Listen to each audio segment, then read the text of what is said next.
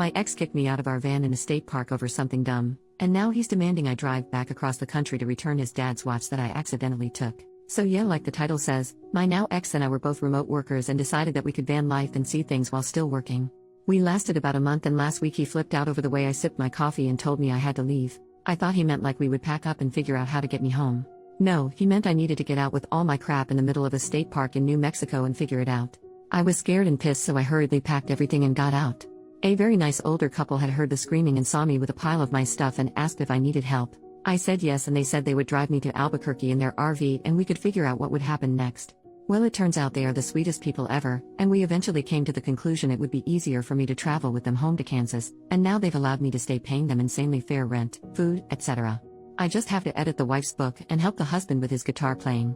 Well, it turns out in the hurry of packing, I grabbed my ex's watch that was his dad's, so I got in touch with him and told him I was sorry, it was truly an accident and I had no intention of keeping it. How would he like me to get it to him? He said I needed to meet him in Utah. I said that was ridiculous, I could send it to him. He said that it was too valuable to trust to mail or FedEx and needed to be hand-relieved. I said I was in Kansas and not coming to Utah, but I would return the watch to his brother when I go home in March. He said no, the only solution was for me to drive it to him. I said I didn't even have a car. He said you're probably effing half of Lawrence, use one of theirs. At that point I blocked him. The watch is pretty valuable and has a lot of sentimental value, and I will return it. It was my oversight that I have it in the first place. What are my obligations to follow his instructions to get the watch back to him? Edit. Wow, this blew up. For the people asking, it is a lower-end Rolex watch. It still has all the original box and even receipt when his dad bought it, but it was well worn, so he's never been sure how much it's worth. I guess a few hundred, maybe $1,000, so I'm not sure.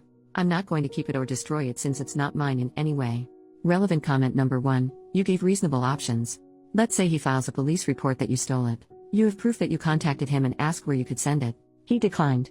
Relevant comment number 2, dude sounds like a psychopath. Do not under any circumstances willingly meet up with him in person ever again.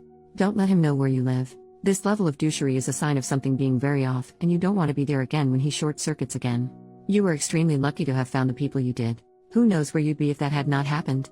Update, 1 week later. Well, so lots of mixed advice, but most people said the best option was to contact his brother.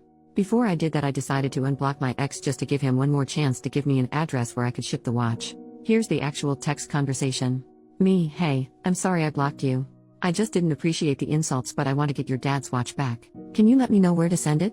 I'll pay for shipping, no problem. Like less than 30 seconds later. I stashed the watch in your bag because I wanted to prove to myself what an awful person you are, and good job at proving me right again.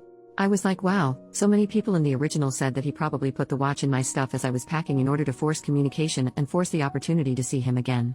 Well, you were exactly correct. I didn't even respond to his text and blocked him again.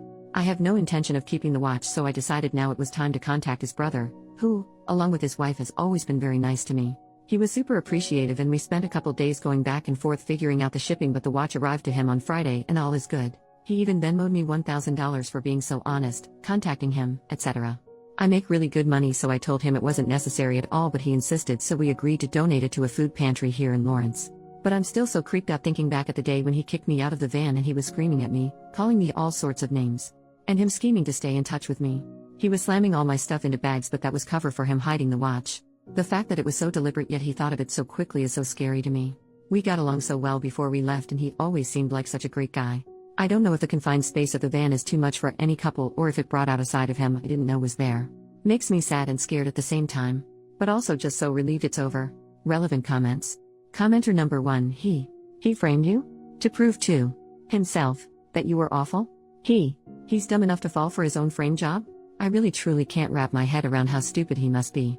Commenter number 2, what I don't get is his logic that this would prove OP's a bad person. How the hell was she supposed to know about the watch when you kicked her ass out in a state she didn't know about it until after she got to safety, possibly thousands of miles away? Like you thought she was just gonna be running back to you? Screw that dude.